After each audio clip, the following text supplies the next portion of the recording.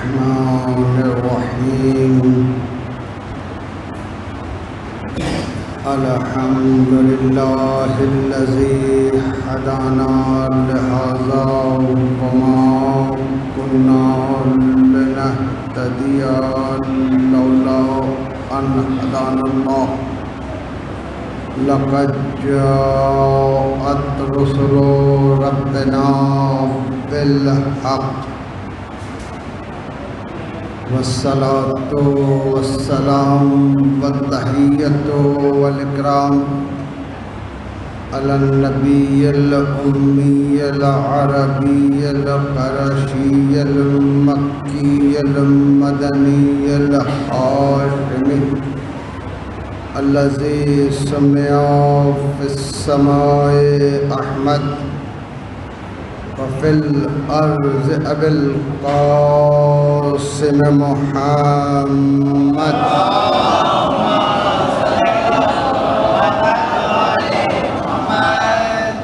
والصلاة والسلام والتحية والإكرام على أهل بيته الطيبين الطاهرين المعصومين المظلومين الذين أذهب الله عنهم الرجس ويطهرهم تطهيرا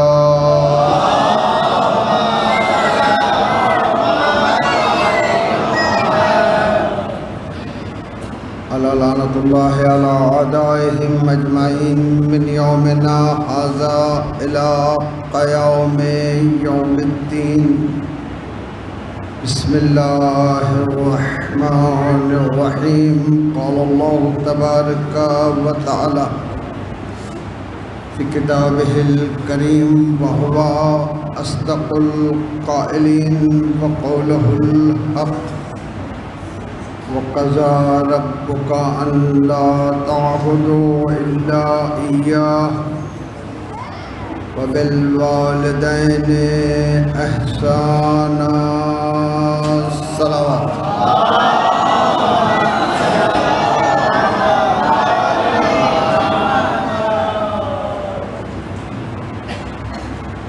আল্লাহ রাব্বুল আলামিন যিনি আমাদের সকলের সৃষ্টিকর্তা,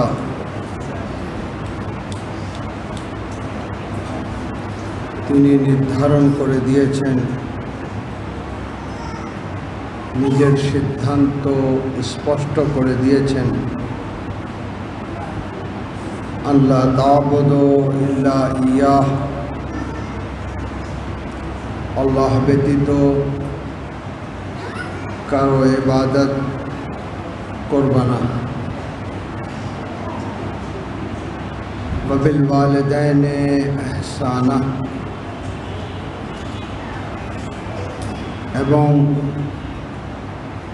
নিজের পিতা মাতার সাথে উত্তম ব্যবহার করবা।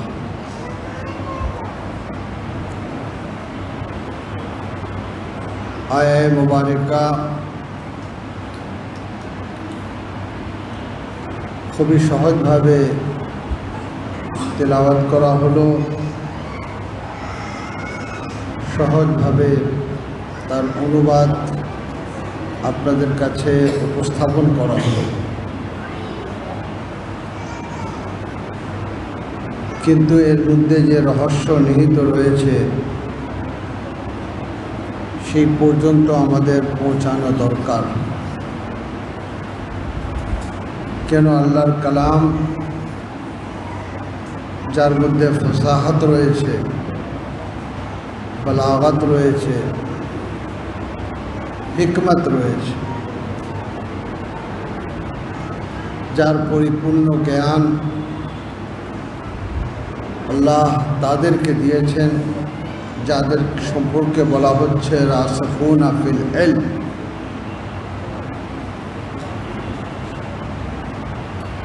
এবং যাদের সম্পর্কে বলা হচ্ছে রাসিখুনা ফিল ইলম, তাদের মধ্যে প্রিয় নবী মুহাম্মদ মুস্তাফা সাল্লাল্লাহু আলাইহি ওয়া আলিহি ওয়াসাল্লাম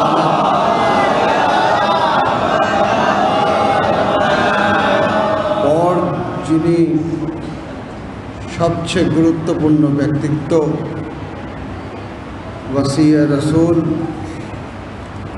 খলিফায়ে বিলা ফসল আলী ইবনে আবি তালিব আলাইহিসসালাতু ওয়াসসালাম, তিনি বলছেন ওয়াফিহা সাবঈনা বাতনা,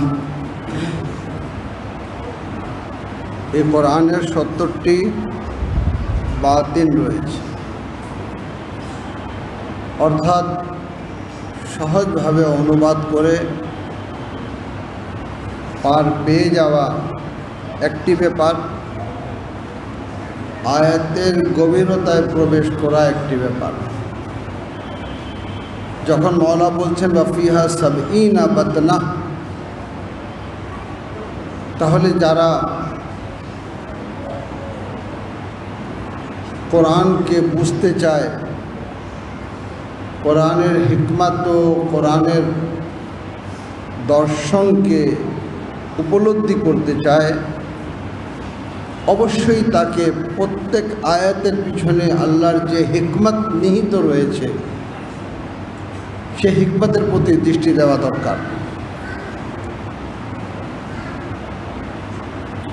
কেন কোরআন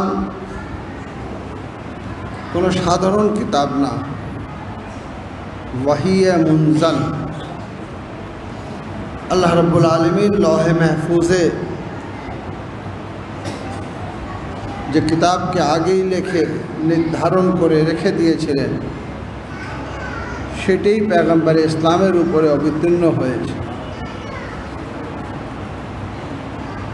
কোরআনের কোনো আয়াত হিকমত ব্যতীত, ফসাহত ও বালাগত ব্যতীত না। দুঃখ পরিতাপের বিষয়ে অত্যন্ত সহজভাবে নেওয়া হয়েছে।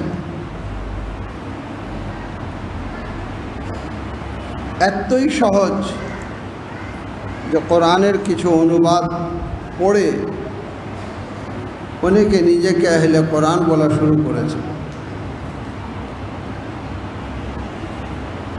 যেভাবে হাদিস কিছুটা মুখস্থ হয়ে গেলে আহলে হাদিস, এভাবে কিছুটা জাওয়াহিরে কোরআন বুঝে নিজেকে আহলে কোরআন আখ্যায়িত করা শুরু করেছে। না হাদিস এত সহজ ব্যাপার, যেহেতু কালামে মাসুম, যেহেতু লিসান হচ্ছে লিসানে ওয়াহি, আর না কোরআন, যে কোরআনের হিকমত রয়েছে, গভীরতা রয়েছে, অত্যন্ত সহজভাবে নেওয়া। আর সবচেয়ে বড় জুলম হচ্ছে এটা যে আমরা কোরআনের আয়াতকে আংশিক, যতটুকু আমাদের প্রয়োজন ততটুকু নেওয়ার চেষ্টা করি, তারপরেটা আমরা ছেড়ে দিই, যে কারণে কোরআনের গভীরতা আমাদের কাছে ফুটে ওঠে না। যার নেগেটিভ প্রভাব, যেখানে পজিটিভ প্রভাব পড়া উচিত ছিল সেখানে নেগেটিভ প্রভাব আমরা দেখতে পাই। আজকে মুসলমানদের কাছে কোরআন রয়েছে, কোনো সন্দেহের অবকাশ রয়েছে? কোনো সন্দেহের অবকাশ নেই। এমন কোনো মসজিদ নেই যেখানে কোরআন নেই, এমন কোনো বাসা নেই যেখানে কোরআন নেই। মুসলমান অর্থাৎ তার বাসায় কোরআন হতে হবে, মুসলমানের মসজিদ অর্থাৎ কোরআন হতে হবে।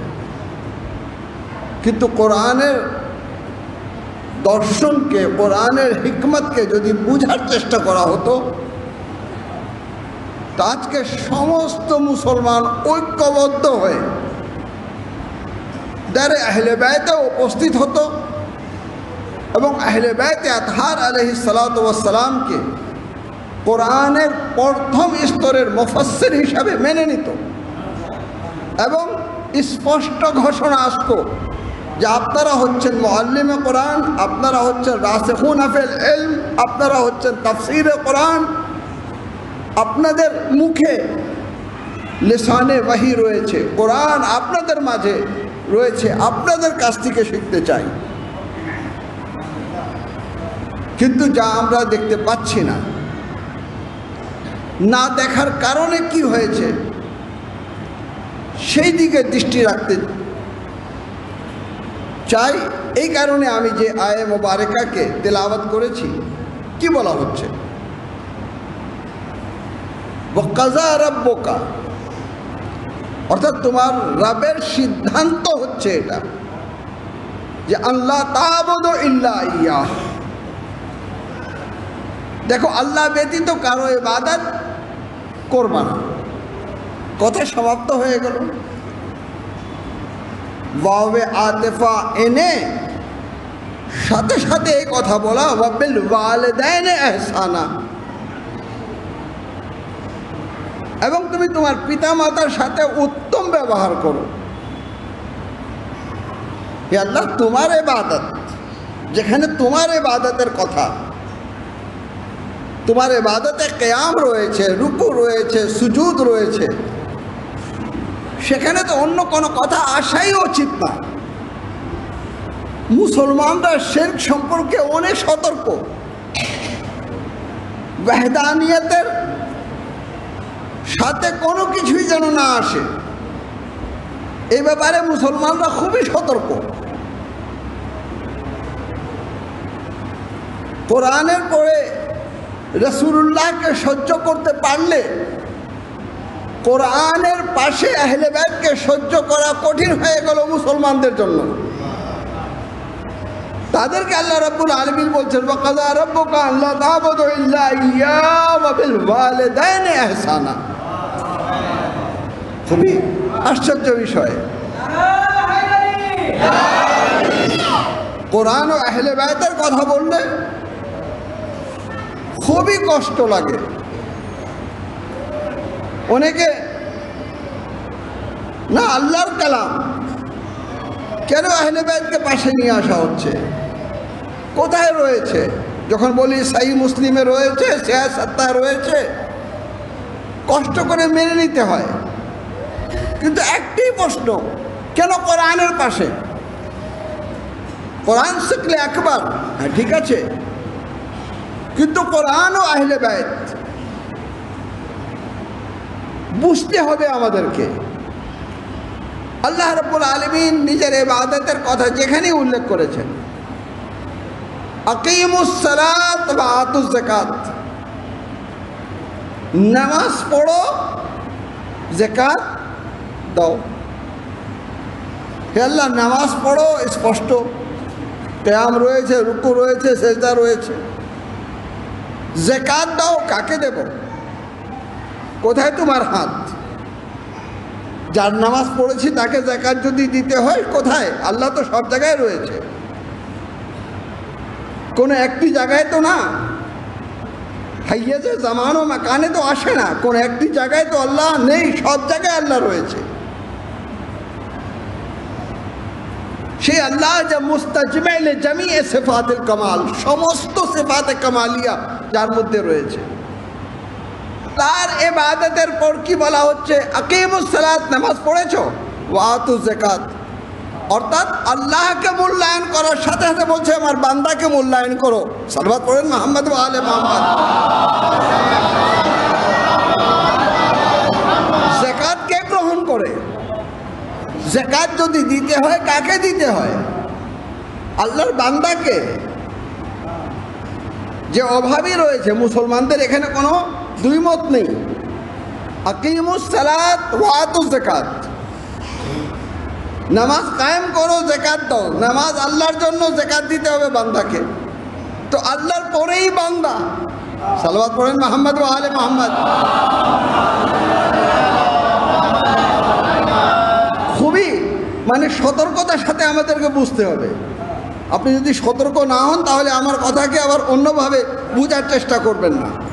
আমি যা বলছি আমার দায়িত্ব নিয়ে বলছি। আকিমুস সালাত ওয়া আতুজ যাকাত, নামাজ কায়েম করো এবং যাকাত দাও। আল্লাহ বলতেন আকিমুস সালাত, যেভাবে আজকে আমাদের বাচ্চাদের জিজ্ঞাসা করা হয় ফুরুয়ে দিন কি বলবেন? নামাজ, রোজা, হজ, যাকাত। আল্লাহ ওইভাবে বলতেন নামাজ পড়ো, রোজা রাখো, হজ করো, যাকাত দাও। পড়ে আসতো যাকাত না, আকিমুস সালাত ওয়া আতুজ যাকাত, নামাজ কায়েম করো, যাকাত দাও। এখানে আপনি আশ্চর্য হচ্ছেন না? এখন আল্লাহর জন্য ইবাদত করেছি, সাথে সাথে বান্দাকে যাকাত দিতে হবে। হে আল্লাহ, তোমার কথা সাথে সাথে তোমার বান্দার কথা, তোমার ইবাদতের কথা সাথে সাথে ওয়ালিদাইনের সাথে উত্তম ব্যবহারের কথা। সাল্লাল্লাহু আলাইহি মুহাম্মদ ওয়া আলে মুহাম্মদ।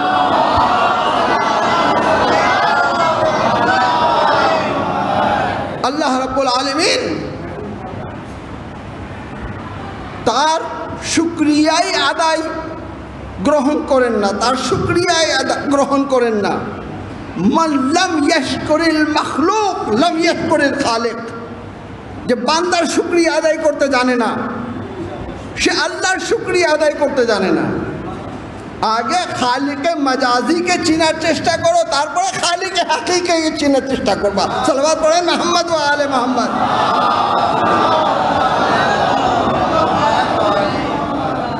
খালিকে হাকিকি আর খালিকে মাজাজি। খালিকে হাকিকি হচ্ছে আমাদের রব, আমাদের সৃষ্টিকর্তা আল্লাহ ওয়াহদাহু লা শারীক। কিন্তু যার মাধ্যমে এসেছি তাদেরকে বলা হচ্ছে খালিকে মাজাজি। তো আল্লাহ রাব্বুল আলামিন নিজের কথা বলবেন, আর যার মাধ্যমে দুনিয়ায় এসেছো তার কথা বলবেন না, এটা হতেই পারে না। এটা হচ্ছে আল্লাহর ইনসাফ, যে আল্লাহ তার সাথে সাথে যে আমাকে খালিকে হাকিকি মানো, তো যার মাধ্যমে এসেছো তাকে খালিকে মাজাজি মানো। যদি তাকে না মানো তো আমাকে মানা প্রয়োজন নেই। সাল্লাল্লাহু আলাইহি মুহাম্মদ ওয়া আলে মুহাম্মদ। না, আমি ধাপে ধাপে অগ্রসর হচ্ছি, স্পষ্ট বুঝতে পারবেন ইনশাআল্লাহ কোন দিকে নিয়ে যেতে চাচ্ছি।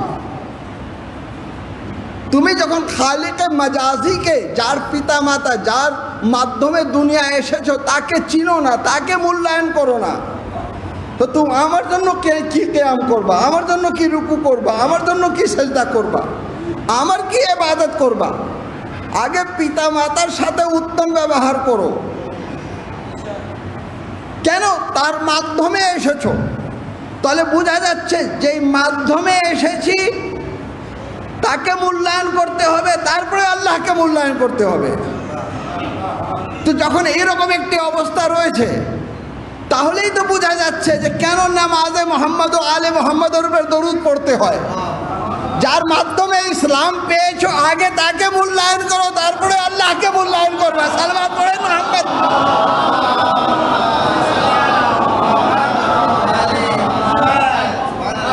আগে তাকে মূল্যায়ন করো। হে আল্লাহ, দরুদ কেন? কিয়াম তোমার জন্য, রুকু তোমার জন্য, সেজদা তোমার জন্য। না, নামাজ সমাপ্ত হবে না মুহাম্মদ ও আলে মুহাম্মদের উপরে দরুদ না পড়ে। কেন? এই জন্য যে দিন পেয়েছ মুহাম্মদ ও আলে মুহাম্মদের ওসিলায়। আগে তাকে মূল্যায়ন করো, তারপরে আমাকে মূল্যায়ন করবা। এটা তো অনেক উপরে চলে গেল, যেখানে আল্লাহ ও মুহাম্মদ ও আলে মুহাম্মদের কথা যদি মুসলমান বুঝে যেত যে আল্লাহকে মূল্যায়ন করার পূর্বে ওয়ালিদাইনকে মূল্যায়ন করতে হবে, তাহলে পিতামাতাকে মূল্যায়ন করতো, আল্লাহকে মূল্যায়ন করতো, আল্লাহর বান্দাকে মূল্যায়ন করতো, আল্লাহকে মূল্যায়ন করতো। তাহলে ইসলাম গ্রহণ করার পর আহলে বাইতকে মূল্যায়ন করতো, তারপরে আল্লাহকে মূল্যায়ন করতো। সালাওয়াত পড়ুন মুহাম্মদ ওয়া আলে মুহাম্মদ।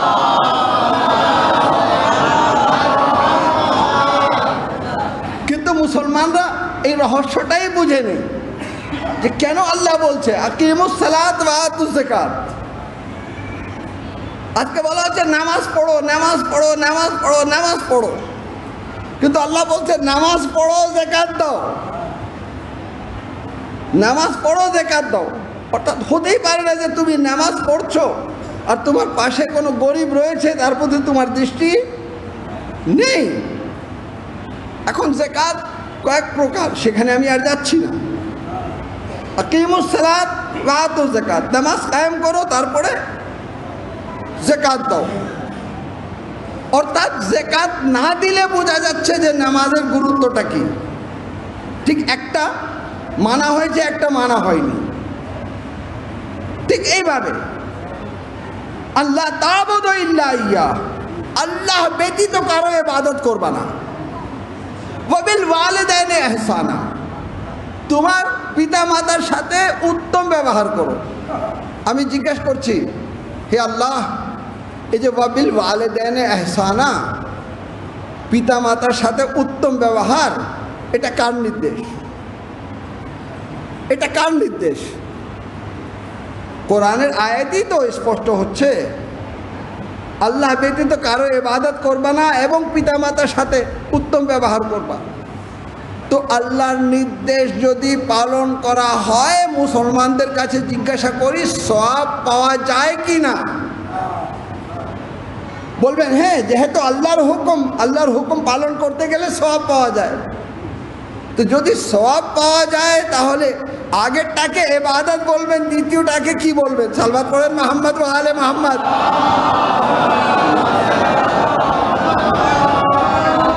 কেন? সওয়াব তো ইবাদতের উপরে রয়েছে। যে কোনো কাজ করলে তো ইবাদত বলতে গণ্য হয় না। ইবাদত তখনই হয় যখন আল্লাহর নির্দেশ পালন করা হয়। তো আল্লাহর নির্দেশ নামাজ কায়েম করো, শুধু আর শুধু আল্লাহর ইবাদত করো। তো শুধু আর শুধু আল্লাহর ইবাদত করো, অর্থাৎ যখন নামাজের জন্য দাঁড়াও তো কিয়াম শুধু আল্লাহর জন্য, রুকু শুধু আল্লাহর জন্য, সেজদা শুধু আল্লাহর জন্য। তাহলে নামাজ শেষ হয়ে গেল। আমি এমন বান্দা যে আর কোনো ইবাদত নেই। আল্লাহ বলবেন না, ওয়ামা খালাকতুল জিন্না ওয়াল ইনসা ইল্লা লিয়াবুদুন, আমি সৃষ্টি করিনি জিন্ন ইনসকে, সৃষ্টি করেছি একমাত্র ইবাদতের জন্য। সবসময় ইবাদত করতে হবে। তুই আল্লাহ নামাজ পড়েছি, কি করব? বলে যদি বাসায় নামাজ পড়ো, লক্ষ্য রাখো বিল ওয়ালিদাইনি ইহসানা। মসজিদে যদি নামাজ পড়ো তাহলে মনে রাখো আকিমুস সালাত ওয়া আতুজ যাকাত। সালাওয়াত পড়ুন মুহাম্মদ ওয়া আলে মুহাম্মদ। ওটাও ইবাদত, এটাও ইবাদত। আকিমুস সালাত ওয়া আতুজ যাকাত, নামাজ কায়েম করো, যাকাত দাও। আল্লাহ তা'বুদু ইল্লা ইয়্যাহু বিল ওয়ালিদাইনি ইহসানা, আল্লাহর ইবাদত করো এবং পিতামাতার সাথে উত্তম ব্যবহার করো। তাহলে বোঝা যাচ্ছে যে ওটাও ইবাদত, এটাও ইবাদত। পার্থক্য কি? পার্থক্য হচ্ছে শুধু এতটুকু যে ইবাদতকে আল্লাহ বলছে আল্লাহ তা'বুদু ইল্লা ইয়্যাহু, সেই ইবাদত হচ্ছে ইবাদতে তা'আব্বুদি।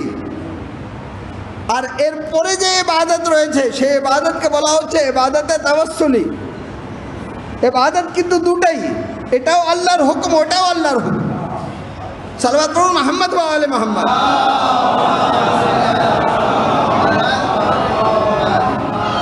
তাহলে পিতা মাতার সাথে উত্তম ব্যবহার করতে হবে। আমাদের ভাষায় পিতা মাতা, কিন্তু হাদিসের ভাষায় আবুকা সালাসা, ঠিক এইভাবে উম্মুকা সালাসা, তোমার পিতা তিনজন। কয়জন ভাই? আবুকা সালাসা, কিবলা আবুকা সালাসা, তোমার পিতা তিনজন। এক, তোমার জন্মদাতা। কমন বলতে গেলে আবুকা সালাসা, প্রথম হচ্ছে তোমার জন্মদাতা। দ্বিতীয় হলো শিক্ষক, যার সম্পর্কে বলা হচ্ছে হাদিসে আল্লামানি হারফান সাইয়ারানি আবদান। আর তৃতীয়, আপনাদের তো জানাই কথা, যারা বিবাহিত তারা তো অবশ্যই জানেন, হ্যাঁ,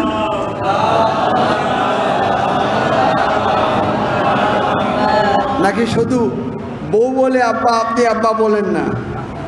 হাদিসের দৃষ্টিতে আবুকা সালাসা, ঠিক আছে, তিনজনই আবের আওতায়। আপনি আব্বা যদি বলেন তো নিজের আব্বাকে আব্বা বলতে পারেন, নিজের শিক্ষককে বাপ হিসাবে আখ্যায়িত করতে পারেন, নিজের শ্বশুরকে বাপ বলতে পারেন। কিন্তু কি তিনোটা সমান? এই জন্য আল্লাহ রাব্বুল আলামিন যিনি জন্ম দিয়েছেন তার জন্য আলাদা ওয়ার্ড ব্যবহার করেছেন। সে ওয়ার্ডটা হচ্ছে ওয়ালিদ। শিক্ষককে ওয়ালিদ বলা যাবে না, শ্বশুরকে ওয়ালিদ বলা যাবে না। ওয়ালিদ মুশতাক বেলাদাত। আবু কা সালাসা, তোমার বাপ তিনজন, কিন্তু যখন সেই বাপের কথা আসবে যিনি হচ্ছেন জন্মদাতা, তখন কিন্তু ওয়ালিদ ব্যবহার করা হয়। বেওয়ালিদায় হে এহসানা, অর্থাৎ তোমার জন্মদাতা পিতা, তোমার জন্মদাতা মা। সালওয়াত পড়েন মুহাম্মদ ওয়া আলে মুহাম্মদ।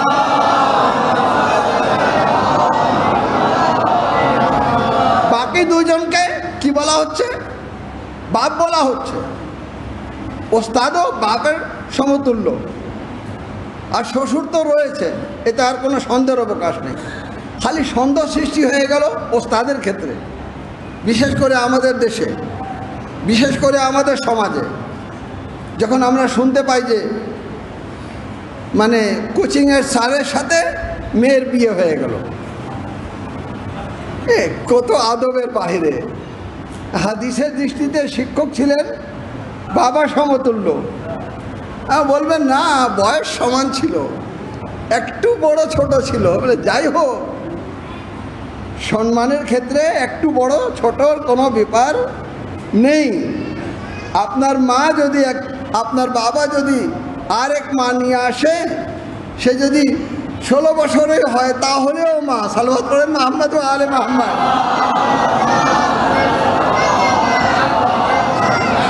আপনি 25 বছরের, আপনার দ্বিতীয় আম্মা 18 বছরের, কিন্তু মা ছাড়া কিছু বলার সুযোগ নেই। কেন? এই জন্য যে বাবা বিয়ে করে নিয়ে আসছেন, এখানে বয়স দেখা যাবে না।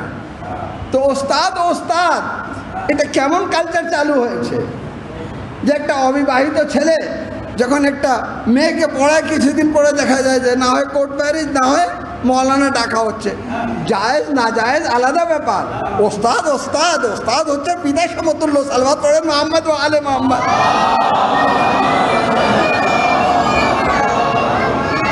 তাহলে ওয়ালিদ এটা কোনো জায়গায় ব্যবহার করা যাবে না, একমাত্র সেই পিতার সাথে সংযুক্ত যিনি জন্মদাতা। ওয়ালিদা একমাত্র সেই মা যিনি জন্ম দিয়েছেন। উম্মুকা সালাসা, তোমার মাও তিনজন, এক জন্মদাতা, এক হচ্ছে শিক্ষিকা, আর এক হচ্ছে শাশুড়ি, যাকে ওয়াইফ আম্মা বলে, তাকে আম্মা বলতে হয়। ঠিক আছে? তো এই ক্ষেত্রে ডিভাইডেড করে দেওয়া হয়েছে। ছেলে হলে বলা হয় বাপ, আর নারীদের ক্ষেত্রে বলা হয় মা। কিন্তু যখন সমস্ত উম্মতকে এক জায়গায় করা হয়, সমস্ত উম্মতকে এক জায়গায় করা হয়, তখন এইভাবে পয়গম্বর ইসলাম সাল্লাল্লাহু আলাইহি ওয়াসাল্লাম বলেন যে আনা ওয়া আলিয়ুন আব্বা বিহাযিহিল উম্মাহ, আমিও আলী এই উম্মতের পিতা। সালাওয়াত পড়ুন মুহাম্মদ ওয়া আলে মুহাম্মদ।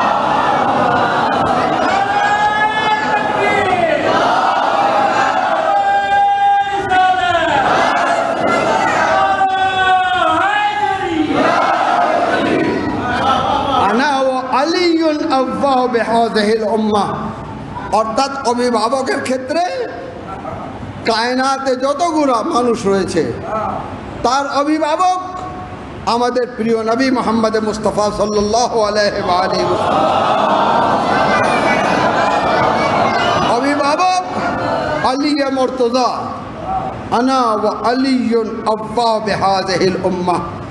ইয়া রাসূলুল্লাহ, আপনি ও আলী দুইজনই এই উম্মতের পিতা হয়ে গেলেন, তো আসমানেও তো মালায়েকা রয়েছে, তাদের কি হবে?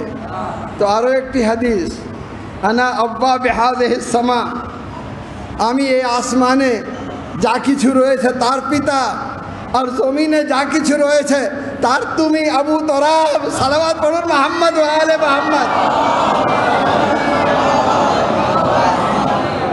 কিন্তু আফসোস, আফসোস যখনই বলা হয় কোরআন ও আহলে বাইত, আল্লাহ রাব্বুল আলামিন আমাদের কাছ থেকে স্বীকৃতি নিতে যাচ্ছেন। যদি আমার ইবাদত করো আমি খালিকে হাকিকি, তো পিতা মাতাকেও মূল্যায়ন করতে হবে, তারা খালিকে মাজাজি।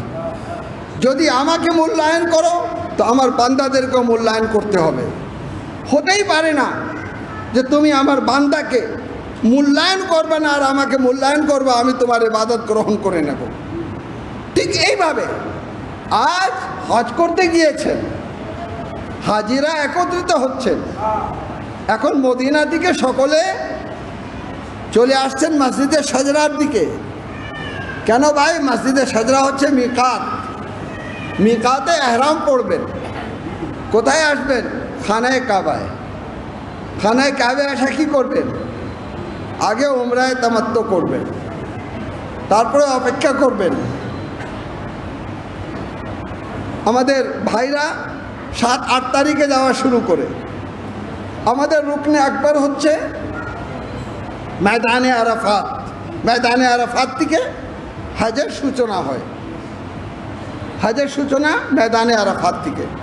আচ্ছা, এখন এহরাম পড়ে যারা খানায় কাবায় যাবেন, প্রথম নিয়ত, দ্বিতীয় এহরাম, ঠিক আছে? মহরিম হয়েছেন কিসের জন্য? উমরায়ে তামাত্তুর জন্য। এরপরে আসবেন কি করবেন? তাওয়াফ। কিসের তাওয়াফ? খানায় কাবার তাওয়াফ। খানায় কাবা আপনাদের সকলের দেখা, লাইভ টিভিতে আসে। সেই একটি রুম, যার 4 কোণা রয়েছে, চারোদিকে দেওয়াল রয়েছে, ঠিক আছে?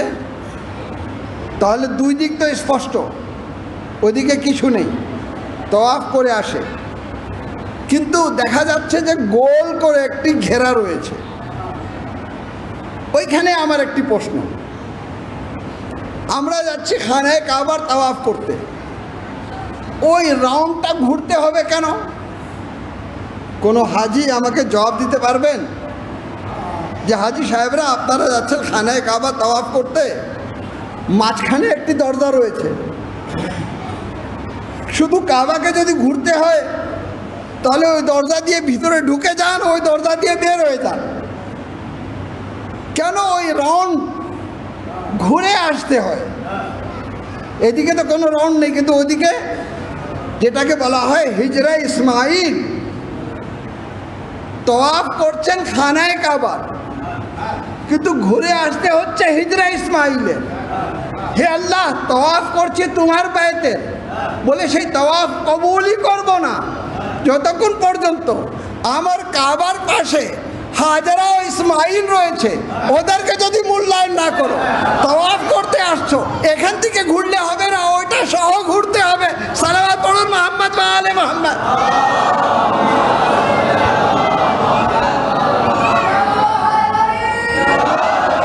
অর্থাৎ স্পষ্ট করে দিচ্ছেন আল্লাহ রাব্বুল আলামিন যে আমাকে মূল্যায়ন করবা, হতেই পারে না যে আমার হাজরাকে মূল্যায়ন করবা না, হতেই পারে না যে আমার ইসমাইলকে মূল্যায়ন করবা না। আচ্ছা, হয়ে গেল, এবার কি করতে হবে? বলে এবার সাই করতে হবে। হে আল্লাহ, এটা কোন ইবাদত? এখানে তো না কোনো কিয়াম রয়েছে, না কোনো রুকু রয়েছে, না কোনো সিজদা রয়েছে। বলে না, এটাও ইবাদত, এটাও করতে হবে। কি করতে হবে? বলে সাফা থেকে মারওয়া, মারওয়া থেকে সাফা, মারওয়া থেকে সাফার দিকে যেতে হবে, সাফা থেকে মারওয়ার দিকে যেতে হবে। কেন যেতে হবে? বলে পানির খুঁজে হাজরা সাফা থেকে মারওয়া, মারওয়া থেকে সাফা গিয়েছিলেন, তোমাকেও যেতে হবে। তো উনি তো পানির জন্য গিয়েছিলেন, আমরা কেন যাব? সালাওয়াত পড়েন মুহাম্মদ ওয়া আলে মুহাম্মদ। বলে না, এইভাবে দেখলে হবে না, আরো একটু গভীরভাবে দেখতে হবে। কেন যাবা? মারওয়া থেকে সাফা। হাজরা গিয়েছিলেন, কেন গিয়েছিলেন? নিজের বাচ্চার জীবন বাঁচাতে গিয়েছিলেন। প্রত্যেক মা নিজের বাচ্চার জীবন বাঁচাতে চেষ্টা করে। বলে না, এখানে হাজরা ইসমাইল মার বাচ্চার ব্যাপার না, এখানে এক মা এক নবীর জীবন বাঁচাতে। খুবই লক্ষণীয়, এক নবীর জীবন বাঁচাতে চেষ্টা করছে। তার চেষ্টা কতটুকু? সাফা থেকে মারওয়া, মারওয়া থেকে সাফা। হাজিরা তোমার হজ আল্লাহ গ্রহণ করবেন না যখন পর্যন্ত হাজিরার এই সাইটাকে তুমি তোমার ইবাদতে অন্তর্ভুক্ত না করো। কেন? এই জন্য যে হাজিরা আল্লাহর নবীকে বাঁচানোর জন্য চেষ্টা করেছিলেন। তো এই সাই হয়ে যাচ্ছে ইবাদত।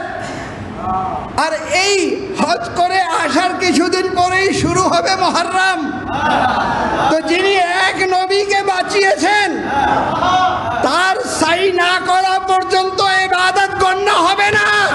আর ফিরে আসে মুহররমে যখন ইয়া হুসাইন করে রাস্তায় নামবো তখন বলবেন এটা বিদআত, এটা শিরক। সালাওয়াত পড়ুন মুহাম্মদ ওয়া আলে মুহাম্মদ।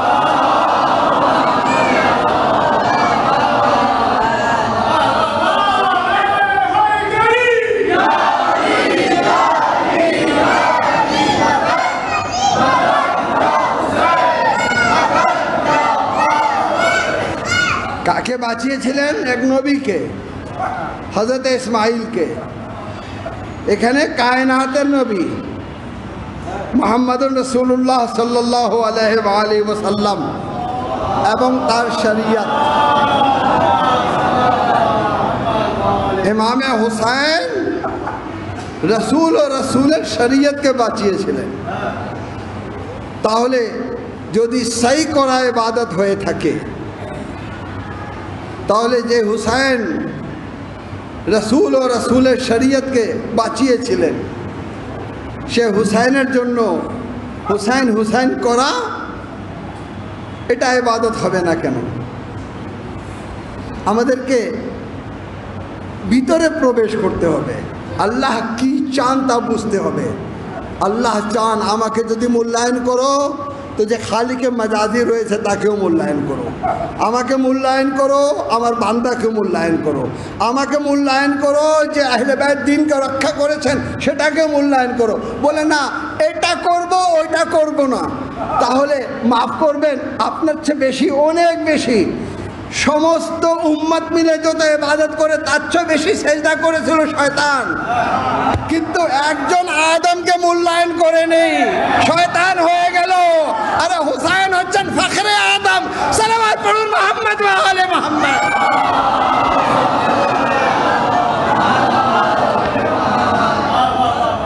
এত ইবাদতের পর শয়তান, আল্লাহ তার ইবাদত গ্রহণ করেননি। ফাখরজ ইন্নাকা রাজিম। আল্লাহ তোমার জন্য কিয়াম করেছি, তোমার জন্য রুকু করেছি, তোমার জন্য সেজদা করেছি, সব কিছু করেছো, সব কিছু করেছো, কিন্তু যাকে মানতে বলেছিলাম তাকে মানোনি। যার সামনে মাথা নত করতে বলেছিলাম তাকে মানোনি। ফাখরজ, বের হয়ে যাও। ইন্নাকা রাজিম, তুমি আমার এই দরবারে উপযুক্ত না। কেন? হে আল্লাহ তোমাকে সেজদা করেছি, তোমার জন্য কিয়াম করেছি, তোমার জন্য ইবাদত করেছি, তোমাকে মানতে আর কোনো অসুবিধা নেই। তো আদমকে মানতে অসুবিধা রয়েছে এই জন্য শয়তান। হ্যাঁ, আর যে আদমের শরীয়তকে যিনি বাঁচিয়েছেন তাকে মানতে খুবই কষ্ট হচ্ছে। আজকে মৌলানাদের মুখে শুনতে পাচ্ছি, আরে নাম রাখতে হয়তো শুধু মোহাম্মদ রাখবা, মোহাম্মদের সাথে হুসাইন রাখো কেন, হাসান রাখো কেন? একটাই যথেষ্ট, এটা শিয়াদের নাম, তারা হাসান ও হুসাইন লাগিয়ে দিয়েছে। আরে মোহাম্মদের সাথে হুসাইন থাকবে এই জন্য যে মোহাম্মদ নিজেই বলেছেন হুসাইন ও মিন্নি ওয়া আনা মিনাল হুসাইন। সালাওয়াত পড়ুন মুহাম্মদ ওয়া আলে মুহাম্মদ।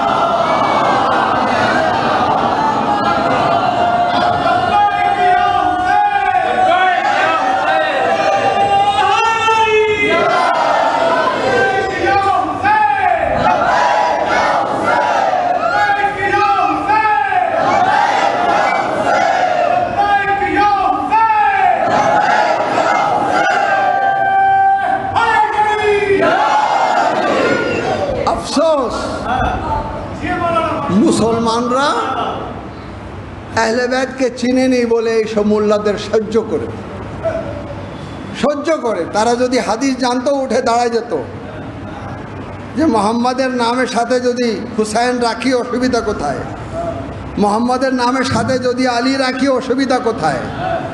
আরে মোহাম্মদের নামের সাথে অন্য কোনো নাম থাকলে অসুবিধা হওয়ার কথা ছিল, মোহাম্মদের নামের সাথে আলী রাখলে অসুবিধার কথা না। কেন একজনকে আরেকজনের ভাই বানালেন? যখন সবাইকে ভাই বানানো হয়ে গেল, আলী একা রয়ে গেলেন, তো আলী বললেন, ইয়া রাসূলুল্লাহ, আপনি তো একজন আরেকজনকে ভাই বানিয়েছেন, আমাকে কারো ভাই বানাননি। তো বললেন, আনতা আখি ফিদ দুনিয়া ওয়াল আখিরাহ, তুমি আমার ভাই ইহকালেও পরকালেও। সাল্লাল্লাহু আলাইহি মুহাম্মদ ওয়া আলে মুহাম্মদ।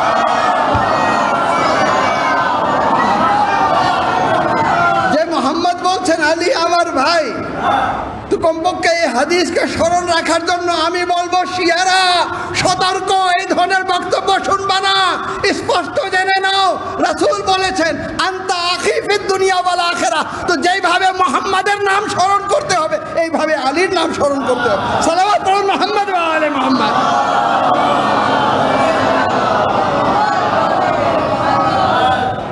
যেইভাবে মোহাম্মদের নাম স্মরণ করতে হবে, মোহাম্মদ আলী রাখা যাবে না, শিয়ারা রেখেছে, ঠিক আছে। হুসাইন রাখা যাবে না, রাখলে হুসাইন রাখো, মোরাক্কাব করা যাবে না। কেন করা যাবে না? কেন করা যাবে না? আরে হুসাইনকে তো এমনভাবে রাসূল নিজের সাথে সংযুক্ত করে দিচ্ছেন, হুসাইন ও মিন্নি ওয়া আনা মিনাল হুসাইন। না হুসাইনের সাথে রাসূল আলাদা হতে পারেন, না রাসূল থেকে হুসাইন আলাদা হতে পারেন। হুসাইন রাসূল থেকে এবং রাসূল হুসাইন থেকে অনেকবার শুনেছেন, আমি ওইদিকে আর যাচ্ছি না। তাহলে যখনই আমরা হুসাইনের নাম রাখবো, নিশ্চিতভাবে এই বিষয়টা আমাদের দৃষ্টিতে থাকবে। মোহাম্মদ হুসাইন, অসুবিধা কোথায়? মোহাম্মদ হাসান, অসুবিধা কোথায়? মোহাম্মদ আলী, অসুবিধা কোথায়? ঠিক আছে, মোহাম্মদ হাসানাইন, অসুবিধা কোথায়? আরে আমরা তো সবকটাকে একসাথে রাসূলের সাথে দেখতে পাচ্ছি। কখনো হুসাইনকে কুলে নিয়ে বলছেন হুসাইন মিন্নি বা আনা মিনাল হুসাইন, তাহলে মোহাম্মদ হুসাইন একসাথে আমরা দেখলাম। কখনো দুজনকে একসাথে বসিয়ে বলছেন হাজানে ইমামানে কামা ও কাদা, এই দুজনই হচ্ছেন ইমাম। যদি কিয়াম করেন তাহলে ইমাম, যদি সুল করেন, সন্ধি করেন তাহলে ইমাম। তো রাসূলের কুলে দুইজন ইমাম, দুইজন ইমামের নাম, একজনের নাম হচ্ছে হাসান, একজনের নাম হচ্ছে হুসাইন।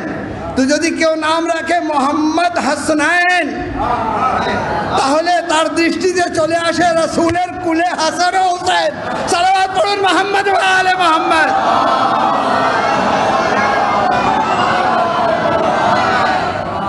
আজকে এই নামগুলা থেকে আমাকে দূরে সরানো হচ্ছে। কেন সরানো হচ্ছে?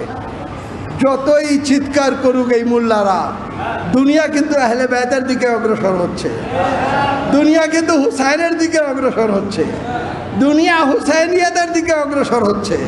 আমরা ধাপে ধাপে ওইদিকে চলে যাচ্ছি যেদিকে আমাদের নেজাতের পথ রয়েছে। এখন আর এই মোল্লাদের কথা শোনার জন্য কেউ প্রস্তুত না। আমি জিজ্ঞাসা করি, যখন আমাদের সমাজে, বিশেষ করে আমাদের সমাজে গোল্ডেন নাম রাখা হয়, তখন আপনার মুখে কথা বের হয় না।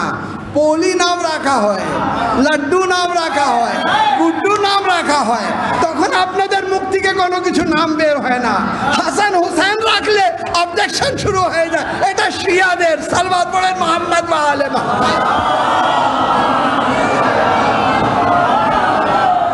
তো যদি হাসান ও হুসাইন শিয়াদের থাকে, তাহলে জেনে নাও যে জান্নাত শিয়াদের। সালওয়াত পড়েন মুহাম্মদ ওয়া আলে মুহাম্মদ।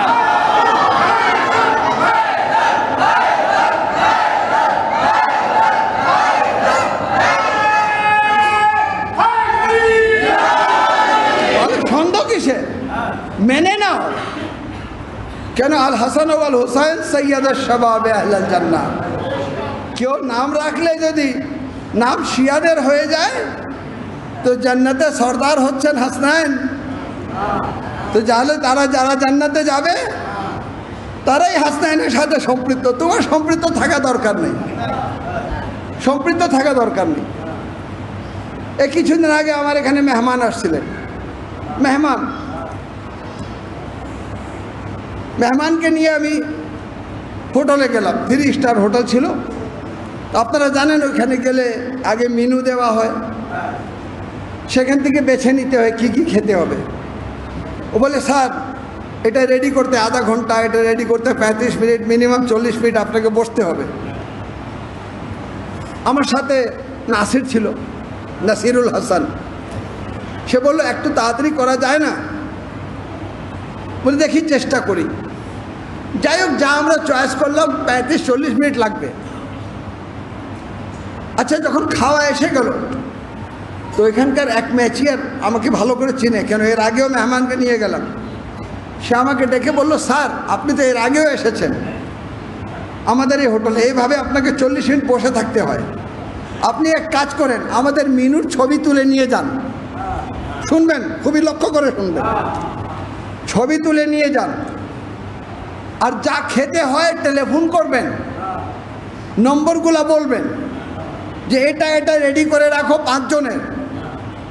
তারপরে আপনি আধা ঘন্টার পরে আসবেন, আসার সাথে সাথে খাওয়া রেডি হয়ে যাবে। তা বলে ঠিক আছে, আপনি আপনার নম্বর লেখান। তো নম্বর লেখালো। এখন নম্বরটা যাই হোক 017 এভাবে যা নম্বর হয় লেখালেন।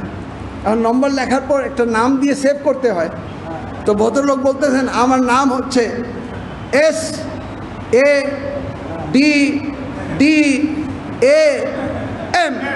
তা আমি বললাম ভাই সাদ্দাম, এত বানান করে বললেন কেন? আপনি কি মনে করলেন হুজুর আমি ইংরেজি জানবো না? এক একটা করে এভাবে এক একটা আলদা আলদা করে বলে, না ভাই এখন এই নাম উচ্চারণ করতে আমার লজ্জা লাগছে। কিছুদিন আগেই রাইসি শহীদ হয়ে গেলেন, সালাওয়াত পড়েন মুহাম্মদ ওয়া আলে মুহাম্মদ। হুসাইনের শাহাদাতের পর অন্য কোন নাম রাখতে লজ্জা লাগে। মুসলমানদের কোনো উপায় নেই হাসান নাম রাখা, হাসান ও হুসাইন নাম রাখা ছাড়া। সালাওয়াত পড়েন মুহাম্মদ ওয়া আলে মুহাম্মদ। যাই হোক, যেদিকে নিয়ে যেতে চাইনি ওইদিকে চলে গেলাম। কেন? ওই সব বক্তব্যগুলা কষ্ট দেয় যে মুসলমান আজ কোন পর্যায়ে চলে গেল, কোন পর্যায়ে চলে গেল। মোহাম্মদ ও আলে মোহাম্মদ থেকে তো দূরে রাখতে রাখতে এখন নাম থেকেও দূরে রাখার চেষ্টা করছে, যেই নামের প্রভাব রয়েছে, যে নামের প্রভাব রয়েছে। আল্লাহু আকবার, অনেক প্রভাব। আমাদের মৌলানা আফতাব সাহেব ভালো করে জানেন, আয়াতুল্লাহ উজমা। আমি বিস্তারিত বলবো না। মারাশি নাজাফির কাছে গিয়ে উনি একটা নাম বলে বলছিলেন যে এটা মোরাক্কাব করে দাও। তো আয়াতুল্লাহ মারাশি জিজ্ঞাসা করেছিলেন, আয়াতুল্লাহ উজমা মারাশি অনেক বড় মার্জায় তাকলিদ, আজকে কমে ওনার সবচেয়ে বড় লাইব্রেরি, ওই রাস্তারকে ওনার নামেই নামকরণ করা হয়েছে। অনেক আধ্যাত্মিক আলিম, একাধিকবার যিনি ইমামে জামানার সাথে সাক্ষাৎ করেছেন। অসুস্থ ছিলেন যখন আমি, আফতাব ভাই, আমার এক বন্ধু আব্বাস, পুরো নাম বলবো না, আমরা 3 জন গিয়েছিলাম। অসুস্থ ছিলেন। সে অসুস্থ অবস্থায় উঠে উনি আমামা আমাদেরকে পড়িয়েছিলেন। তো যাই হোক, ওনার যখন কন্যা সন্তান হয় তখন উনি যান, গিয়ে জিজ্ঞেস করেন যে আমি তো নাম রেখে দিয়েছি, মুস্তাহাব রয়েছে। বাচ্চা পেটে থাকতে একটা ছেলের নাম একটা মেয়ের নাম নির্বাচন করে রাখতে। ছেলে হলে যে নিয়ত করেছেন সেটাই, মেয়ে হলে। আর এখন তো সোনোগ্রাফির যুগ, তখন ইমাম রেজা বলে দিয়েছিলেন যে বাচ্চা পেটে থাকতেই যখন থেকে সোনোগ্রাফি স্পষ্ট করা শুরু করে যে পেটে ছেলে রয়েছে না মেয়ে, ইমাম রেজা আলামত বলেছেন। ওই আলামত আমার জানা আছে, সোনোগ্রাফির প্রয়োজন নেই। ওই আলামতের দিকে তাকালেই বোঝা যাবে পেটে ছেলে রয়েছে না মেয়ে রয়েছে। সালাওয়াত পড়েন মুহাম্মদ ওয়া আলে মুহাম্মদ।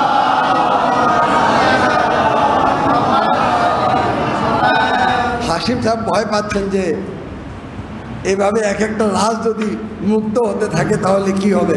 সালাওয়াত পড়েন মুহাম্মদ ওয়া আলে মুহাম্মদ।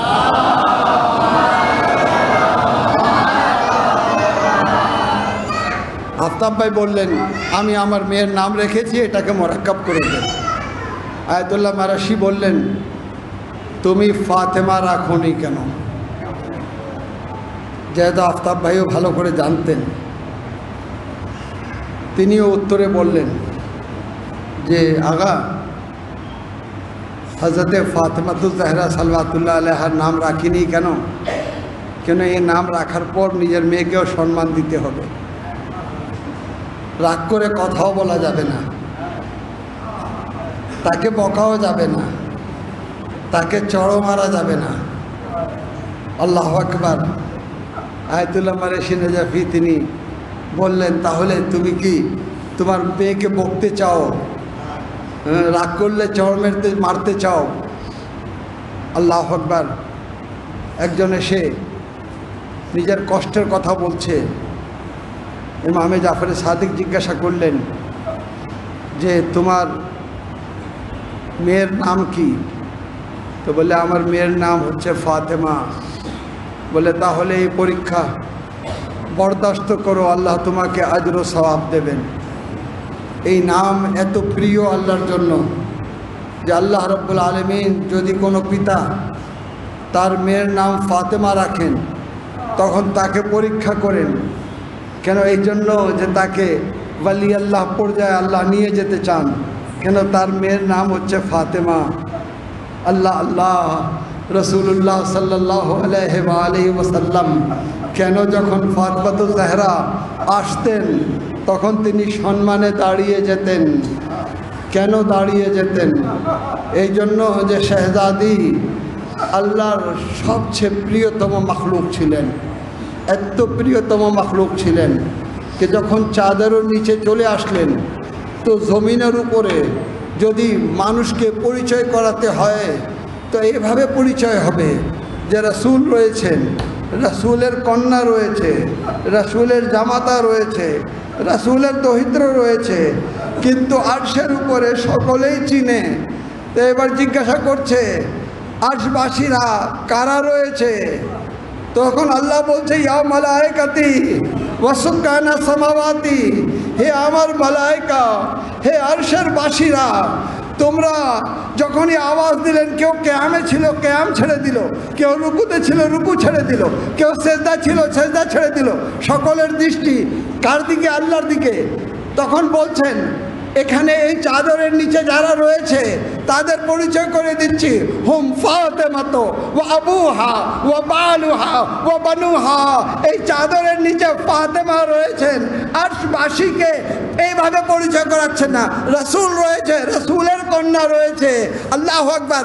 ইসাইদের পরিচয় করানো হচ্ছে তো এইভাবে যে আগে রাসূল রয়েছেন, তার কুলে হুসেন রয়েছেন, তার পিছনে ফাতেমা রয়েছেন, তার পিছনে আলী রয়েছেন। আল্লাহু আকবার।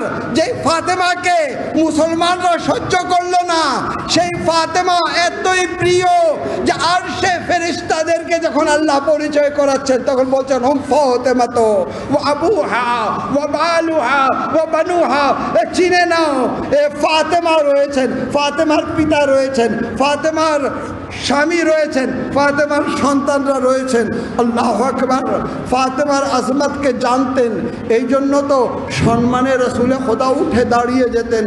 যখন রসুল দুনিয়াতে যাচ্ছেন তখন যেইভাবে ফাতেমা ছটপট করে ক্রন্দন করছেন, আল্লাহ আল্লাহ, আবুল হাসানের মতন স্বামী রয়েছে, আল্লাহ আল্লাহ, হাসেনের মতন সন্তান রয়েছে, কিন্তু বাবার চলে যাওয়ার কষ্টে যেভাবে ছটপট করছিলেন, একবার এই অবস্থা দেখে রসুলে খোদা বললেন ফাতেমা কাছে আসো, ফাতেমা কাছে আসো, আসো আমার কাছে। যখন কাছে আসলেন বলে তোমার কানে কিছু বলতে চাই, তো কানে আস্তে করে বললেন। ফাতেমা মুস্কি হাসি হাসলেন। আলিয়া মুর্তজা জিজ্ঞাসা করলেন ফাতেমা তুমি তো কাঁদছিলে, হাসছো কেন? বলে আমাকে বাবা বলেছেন প্রথমে যে ব্যক্তি আসবে আমার কাছে আহলে বাইত দিকে তা ফাতেমা তুমি হবা, আমি এই জন্য হেসে দিয়েছি। কিন্তু আল্লাহ আল্লাহ, কি করে বলবো যে রাসূলের চলে যাওয়ার 90 দিনের মাধ্যমে ফাতেমা এতই মাজলুমা হয়ে গেলেন যে জান্নাতুল বাকিতে বসে বলতেন সুব্বাত আলাইয়া মাসায়েব अरे सुब्बत अलल अय्याम सिरना ले आलिया अरे बाबा আপনার পরে এত মুসিবতের সম্মুখীন করা হয়েছে যদি প্রকাশ্য দিনের উপরে পড়তো তাহলে রাতে পরিণত হয়ে যেত আল্লাহ আল্লাহ এই মাসায়েব আমার মুখে কিভাবে শুনবেন আলীর মুখেও সহ্য করতে পারবেন না নাহজুল বালাগা এতটুক রয়েছে যে ফাতেমাকে দাফন করার সময় আলী বলছেন ইয়া রাসূলুল্লাহ আপনার ফাতেমার কাছে জিজ্ঞাসা করেন যে আপনার উম্মত ফাতেমা আলীর সাথে কি করেছে আরে তারপরে একবার বললেন ইয়া রাসূলুল্লাহ আলী লজ্জিত ফাতেমা সহি ও সালিম নিয়েছিল আমানত সহি ও সালিম ফিরে দিতে পারেনি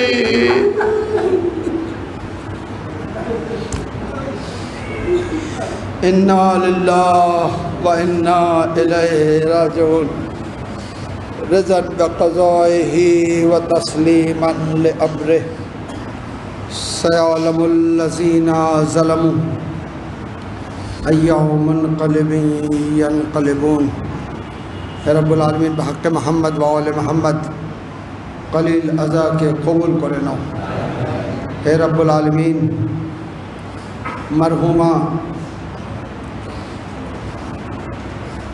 কমরুন্নেসা এবং মরহুম আখতার হুসैन साहब के जवारे मोहम्मद व आले मोहम्मद जगह दान करो मुख्तार हुसैन के जवारे मोहम्मद व आले मोहम्मद जगह दान करो हे रब्बुल आलमीन আমাদের আমওয়াতে গুযিশতাকে মাফ করে দাও যারা অসুস্থ তাদেরকে বিমারে কারবালা ও বিমারে মদিনার ওসিলায় শাফায়ে কামিল ও আদিল দান করো এখনই এক মরিজের কথা বলেছেন হে রব্বুল আলমিন বহক মোহাম্মদ व आले मोहम्मद ওনাকে শাফায়ে কামিল ও আদিল দান করো হে রব্বুল আলমিন বহক মোহাম্মদ व आले मोहम्मद মরহুম ও মরহুমার ইসালে সওয়াবের মজলিস তার বারজাখের সফরকে তার উপরে সহজ করে দাও জান্নাতুল ফেরদাউসে জায়গা দান করো তার নেকিকে কয়েক গুণ করে তার কাছে উপস্থিত করে দাও হে রব্বুল আলমিন বহক মোহাম্মদ व आले मोहम्मद मरहुमा सैयदा कमरुन्निसा मरहुम मुख्तार हुसैन के जवारे मोहम्मद व आले मोहम्मद जगह दान करो আমাদের আমওয়াতে গুযিশতাকে মাফ করে দাও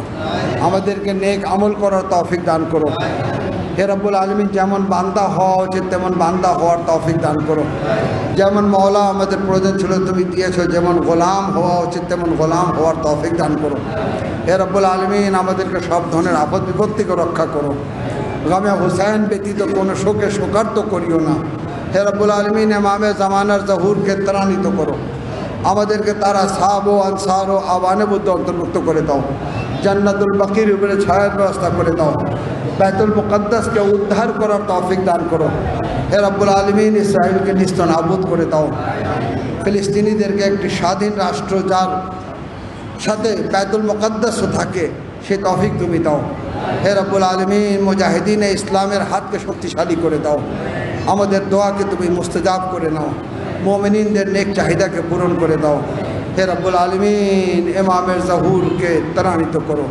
রব্বি জালনি মুকিমাস সালাতি ওয়া মিন যুররিয়াতি রব্বানা ওয়া তাকাব্বাল দুআ বিহাক্কি লা ইলাহা ইল্লাল্লাহ মুহাম্মাদান রাসূলুল্লাহ मोमिनीन ও मोमिनात একবার সূরা হামদ ও তিনবার সূরা তাওহীদ তেলাওয়াত করে মরহুমা সৈয়দ কমরুন্নিসা বিনতে সৈয়দ মোহাম্মদ ইসহাকের রূহকে হাদিয়া করেন বিসমিল্লাহির রহমানির রহিম अल्हम्दुलिल्लाहि रब्बिल आलमीन अर्रहमानिर रहीम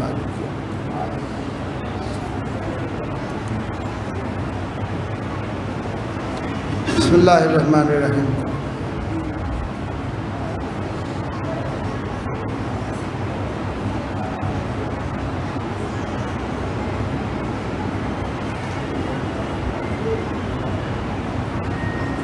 मोमिनीन मोमिनात और एक बार सूरा हमद और 3 बार सूरा तौहीद तिलावत करे सैयद मुख्तार हुसैन इब्ने सैयद अंसार हुसैन रूह के हदिया करे बिस्मिल्लाहिर रहमानिर रहीम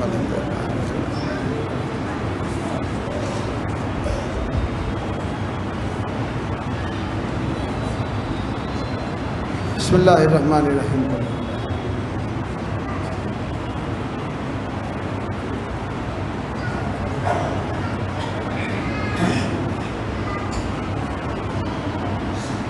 শেষেই দোয়া করতেই হয় যে হে রব্বুল আলামিন, যে ইমামবাড়ায় আমরা বসে আছি এখনও সম্পূর্ণ রয়েছে, ইমামবাড়াকে এবং মসজিদকে এবং এই পুরো প্ল্যানিংকে সফলভাবে সম্পূর্ণ করার তৌফিক দান করুন। হে রব্বুল আলামিন, জনাব ইকবাল হোসেন যিনি এখানকার মোহাম্মদিয়া ট্রাস্টের চেয়ারম্যান এবং ওনার পটিদেরকে তাদের হাতকে শক্তিশালী করে দাও, যেন সবাই মিলে এটাকে যেন পরিপূর্ণ করতে পারি। আমাদেরকে এই ইমামবাড়া, এই ইমাম বারগাহ, এই মসজিদের সম্মান রক্ষা করার তৌফিক দান করো। আমাদেরকে ঐক্যবদ্ধ হয়ে এখানে যে আজকে জুমার নামাজ, আজকে মজলিস দেখছি, এভাবে ইবাদত ও বান্দাগি করা